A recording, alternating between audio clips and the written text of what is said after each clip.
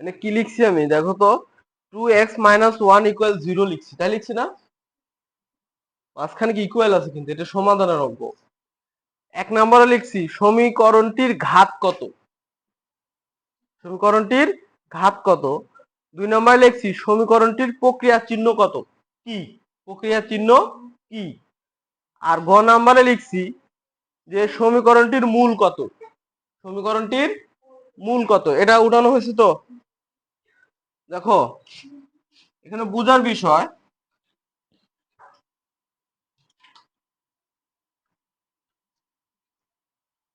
বলছি ঘাত,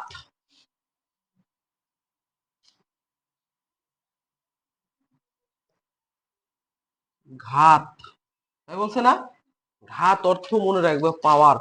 ঘাত অর্থ কি, ঘাত অর্থ কি পাওয়ার।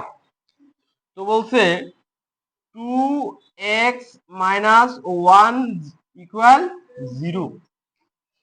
এই সমীকরণটির ঘাত কত, তাই না? তাহলে আমি লিখব সমীকরণটির, কিভাবে আমরা বের করব দেখো, সমীকরণটির চলক, চলক সমান সমান কি আছে এখানে x, এর চলক আছে কত x, এই যে x টা হলো একটা চলক, x কি, x হলো একটা চলক। তাহলে আমি লিখলাম সমীকরণটির চলক ইকুয়াল কি আছে x। তো দেখো x কয়টা আছে, কোনে দুইটা, এখানে চলক কয়টা, এইখানে চলক একটা x না। তাহলে x এর উপর কি কোনো পাওয়ার আছে, আছে কি, আছে। আমার উপর পাওয়ার আছে, আছে। তোমার উপর পাওয়ার আছে, কত পাওয়ার আছে জানো, এক। গুড। কেউ যদি না থাকে, কে থাকে, এক থাকে, সে কে, আল্লাহ। এক অর্থ আল্লাহ না। তো এই, এটা কেউ নয়, তার মানে কি এর পাওয়ার আছে কত, এক। তাহলে সমীকরণটির ঘাত হলো এক।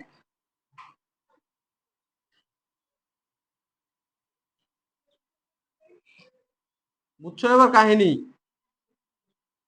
ঘাত ইকুয়াল ওয়ান, ইকুয়াল কি ওয়ান। আর এবার বলছে কি সমীকরণটির প্রক্রিয়া চিহ্ন, সমীকরণটির কি প্রক্রিয়া চিহ্ন। প্রক্রিয়া কে করছে, এই যে মাইনাস, পাটিগণিতের যে মূল চিহ্ন আছে কয়টা, চারটা আছে না, মৌলিক চিহ্ন চারটা আছে না, যোগ বিয়োগ গুণ ভাগ আছে না। এইটা হলো প্রক্রিয়া চিহ্ন। তাহলে এখানে সমীকরণটির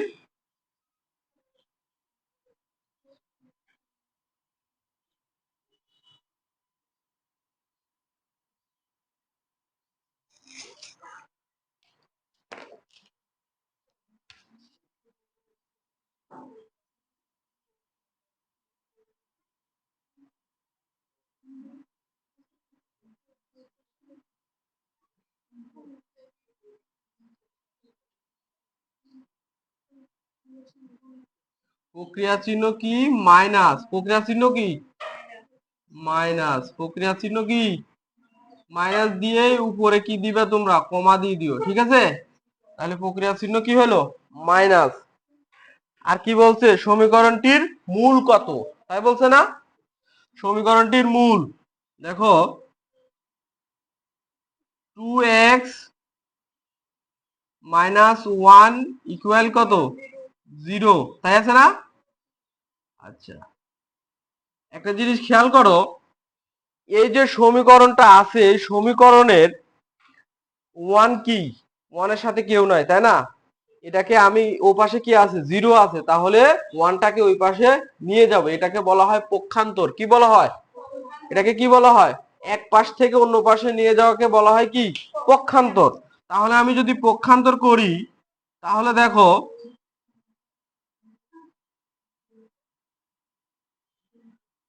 2x ওই পাশে নিয়ে গেলাম, জিরোর সাথে যা গুণ যোগ করব কি হবে তাই হবে, তাই না।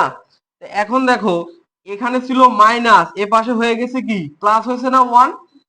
পক্ষান্তর যখন করব তার চিহ্ন যেটা থাকবে তার চিহ্নটা কি হয়ে যাবে, পরিবর্তন হয়ে যাবে।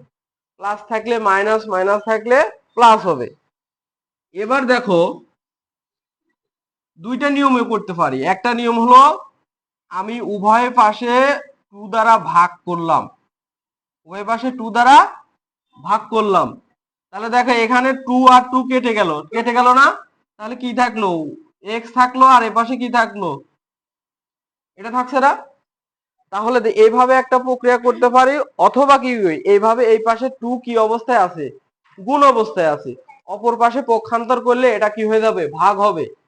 অর্থাৎ একটা জিনিস খেয়াল করো, পক্ষান্তর যখন আমরা করব, দেখ খেয়াল করো, পক্ষান্তর যখন আমরা করব, যদি সংখ্যা পক্ষান্তর করি তাহলে যদি প্লাস হয় মাইনাস হবে, মাইনাস থাকলে প্লাস হবে, গুণ থাকলে ভাগ হবে, ভাগ থাকলে গুণ হবে। এই চারটা নিয়ম মনে রাখতে হবে। তাহলে কি পক্ষান্তর করলে যোগ থাকলে বিয়োগ হবে, বিয়োগ থাকলে যোগ হবে, গুণ থাকলে ভাগ হবে, ভাগ থাকলে গুণ হবে। এই জিনিসটা মনে রাখবা।